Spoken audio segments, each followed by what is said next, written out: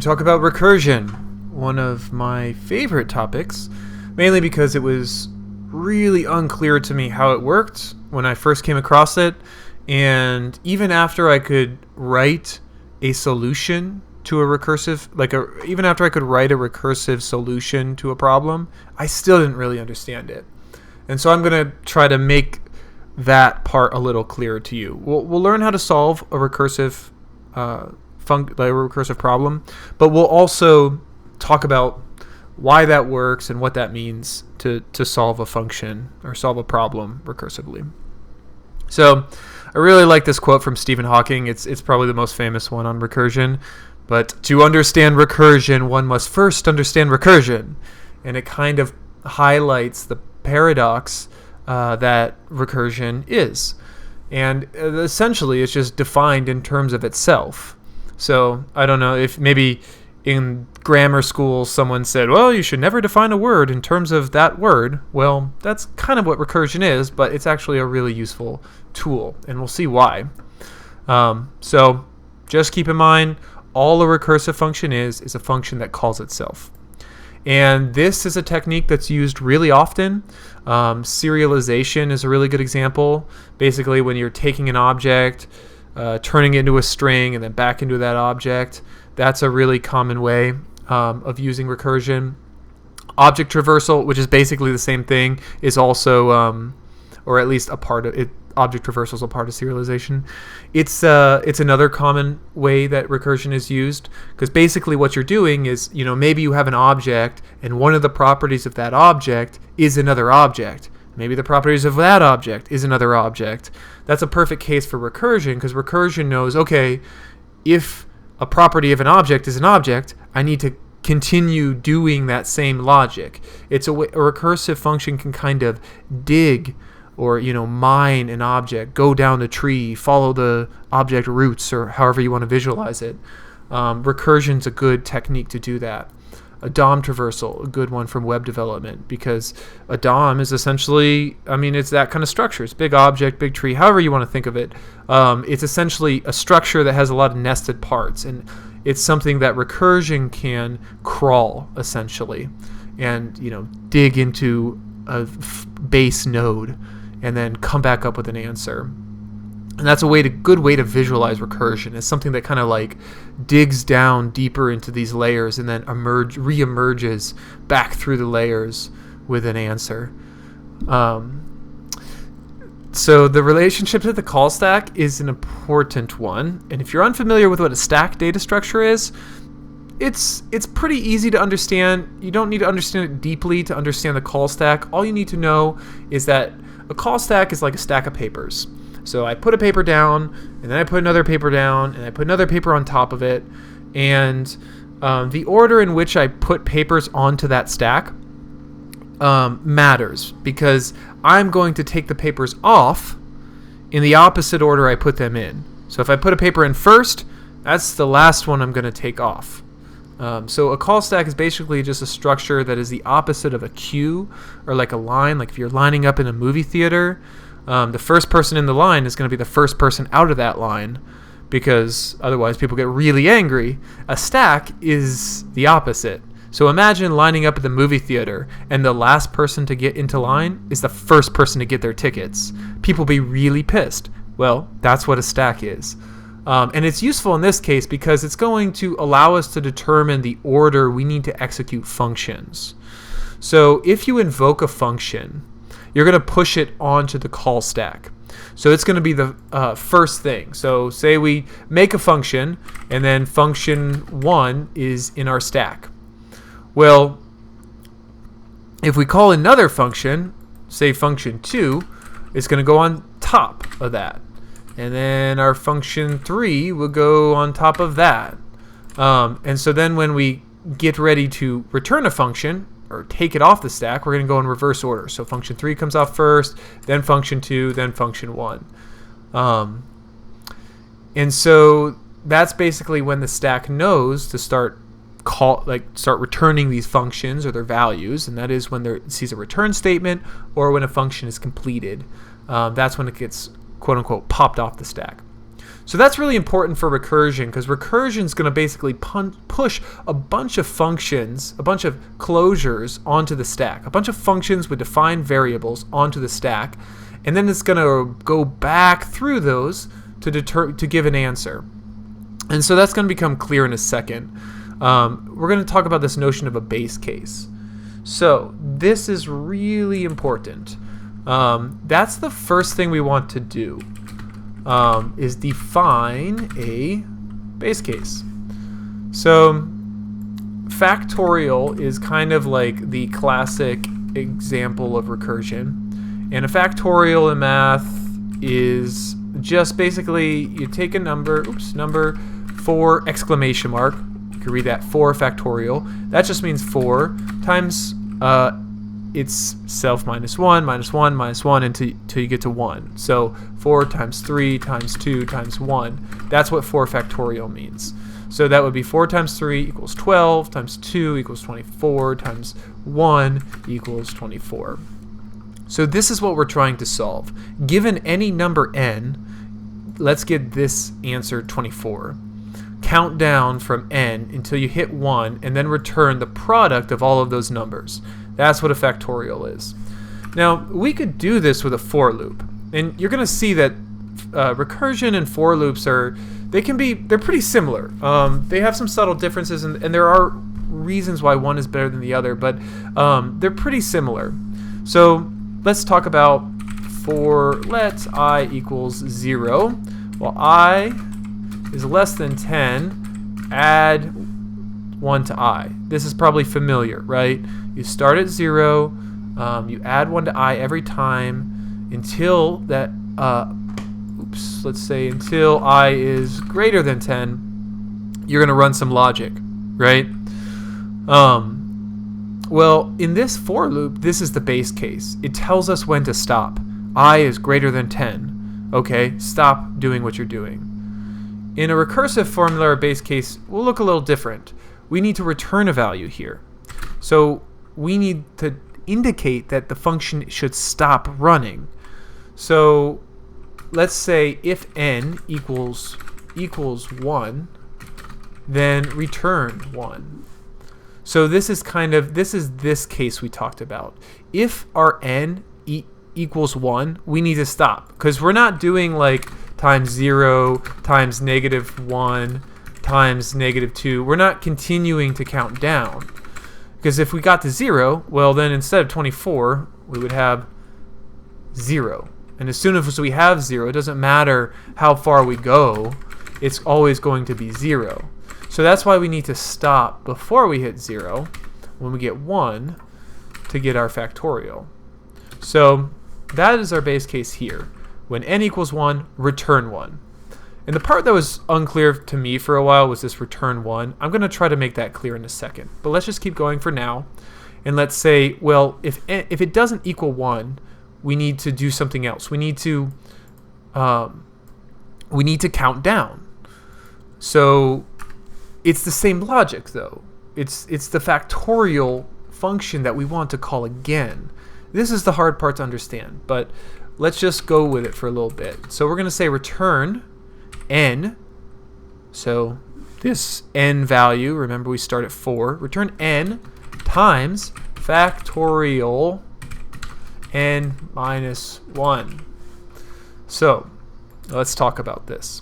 Let's look at what this looks like. Let's say we call factorial 4, like we talked about above. So we call factorial 4, and by calling this, invoking this function here, we push it to the call stack. So we call factorial 4. Push it right there. I'm not going to try to keep this nice and formatted. I'm just going to leave it. So, all right, we have factorial 4 on the call stack. And now factorial 4 is going to say, okay, n equals 4. If 4 equals 1, return 1. It doesn't. So we're going to return 4 times factorial n minus 1. So we're going to have 4 times factorial 4 minus 1, or 3. So we'll just say 3.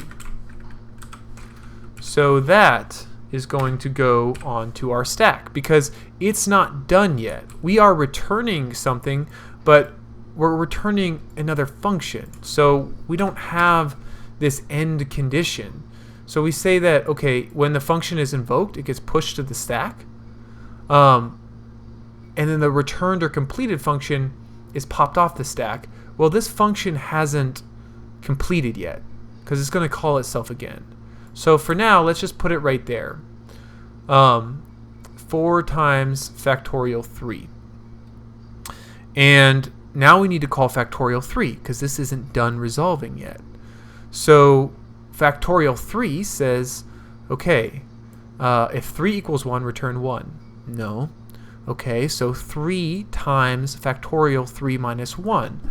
So that looks like 3 times factorial 3 minus 1, or 2, we could say. So that gets pushed onto the stack. So we're going to go up here and put that here. And now we still need to call factorial again with the value 2. So 2 is here. If 2 equals 1, no. So 2 times factorial 2 minus 1 is what we're going to call. So 2 times factorial 2 minus 1. Or we could say 1. Oops. And now this, push it onto the stack. Up here. Shoot.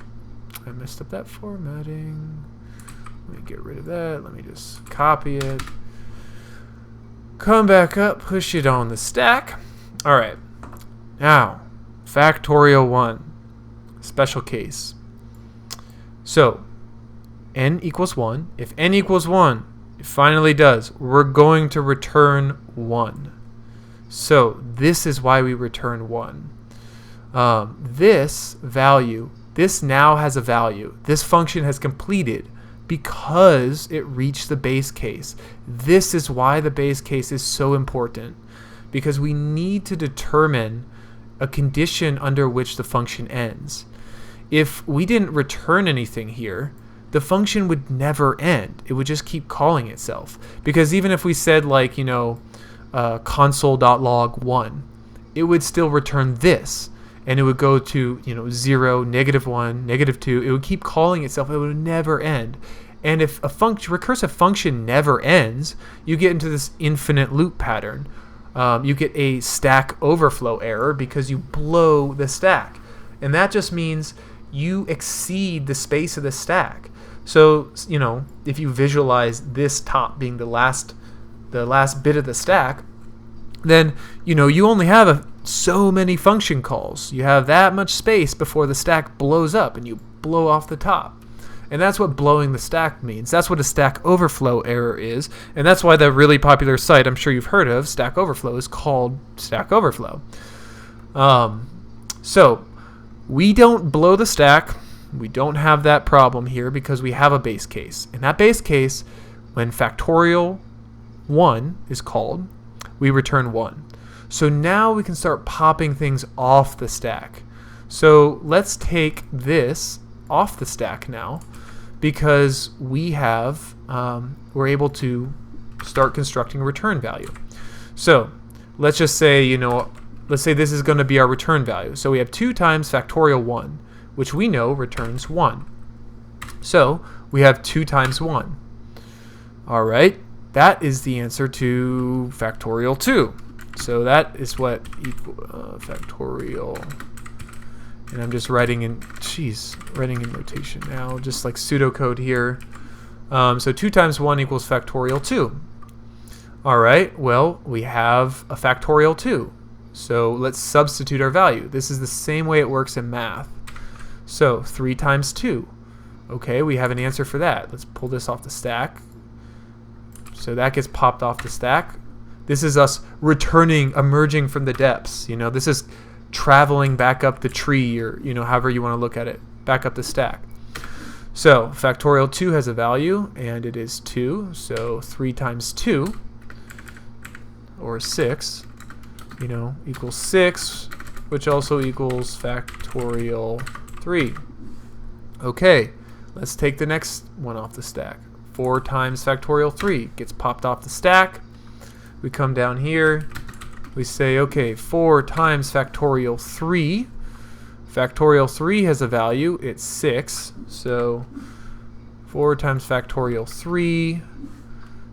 Let's see, that's 4 times 6 equals 24, which is our answer for factorial 4. Let's pull the next one off the stack. Factorial 4, we have a value. Factorial 4, it says it right here, right above, equals 24. So we're done. That's our return value. We finally solved this last bit. And so now we can return 24, which was the correct answer. Obviously that is, a lot to think about, but it kind of highlights why recursion is so useful, because you can obviously imagine a scenario where we have tons of these functions, and it's just really hard to track it down unless you do it recursively. And there are some things that get way more complicated than just what we did. But just to prove this to you a little further, look at this factorial 4. Let's save our program, and let's put a breakpoint right here. And let's actually look at this in action, see what this looks like. Oh, why can't I put a breakpoint? There we go. All right, so let's run our program. And so we've begun our program, right? So where are we? Let's see. We're highlighted on this line here. So let's just step into this function. So this little tool, you can kind of step into the inner workings of this function, and it's going to call itself. Let's look at the call stack. We have this method here, factorial. So it's really a thing. It even says it in the IDE, call stack, if you don't believe me. And we even have a value for the local variable n. It's 4. So 4 equals 1? Nope. We're going to keep moving through this. So return 4 times factorial n minus 1. This is what we did together. We push another one onto the stack. Now n equals 3. Okay. We return. We push another one onto the stack. Now n equals 2. Still doesn't equal 1, so we're going to return n times factorial n minus 1. Okay, we push another one onto the stack. Now n equals 1, so we should get a return value here. Okay, we do. See, it's going to return 1. It does. You can even see it beginning to pop off the stack now. So now there's a return value. We actually have something that we're beginning to construct, just like we did when we were walking through it manually. Okay, we popped another one off. Pay attention to this. We're popping things off the stack now. Now n equals 2. Our return value equals 2. We're climbing back up the stack. Okay, so pay attention right here. I'm going to press the next button, and then boom, we pop another one off. There's only 2 left. Our return value is 6 now. Pop another one off. Last one. Return value 24. And then just like when we got to the last one in our stack, factorial of n equals 4, factorial 4, we already had a return value. It's 24. So walk through this last one, and then boom, we're done. So that's it in action. It actually works. And there were, I won't walk through these, but just a couple examples of, seeing it work. Run it again. I'm just going to skip over that breakpoint. Let's see.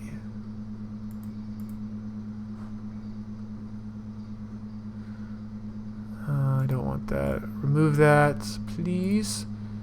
Skip over. I don't know why it's actually not. Oh, because I'm in terminal. So there we go. Debug console. There we go. True, true, true.